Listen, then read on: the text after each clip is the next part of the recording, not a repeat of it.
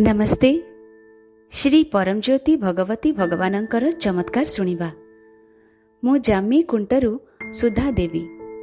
मु गत 30 वर्ष धरी धर्म रे अछि।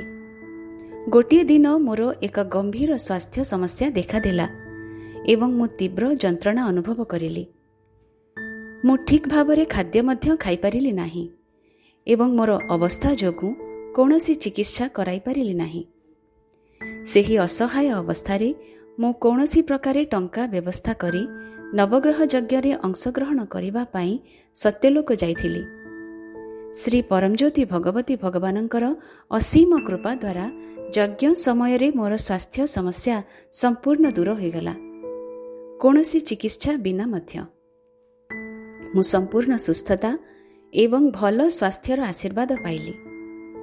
भक्ति एवं कृतज्ञतारे पूर्ण हृदय सहित मु श्री परमज्योति भगवती भगवानंकर दिव्य चरण कमलरे मोर पाद प्रणाम अर्पण करुछि। नवग्रह यज्ञ समयर एक अनुभूति बांटिबाकु चाहुछि। श्री आमा भगवान थरे मते कहिथिले जे मोर भाग्य परिवर्तन हेब। नवग्रह यज्ञ रे अंशग्रहण करिबा समयरे मोर एक शक्तिशाली आंतरिक अनुभूति होइथिला। मु मोर मुंड उपरे एक सुवर्ण तरंग बहन करुथिबा अनुभव करिली। सेही मुहूर्तरु मु निज भितरे गभीर परिवर्तन देखिबा आरंभ कली। मु एबे अधिक साहस, एक शांत एवं सुखद मन अनुभव करुछि एवं मो साक्षी भाव अनुभव करुछि। मो भितरे आउ कौनसी भय नाही।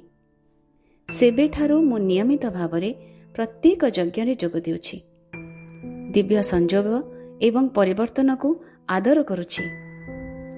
मते स्वास्थ्य, आंतरिक ज्ञान, साहस एवं परिवर्तनर आशीर्वाद देवा पाई मु श्री परमज्योति भगवती भगवानंकर दिव्य चरण कमल रे मोर विनम्र प्रणाम अर्पण करुछि।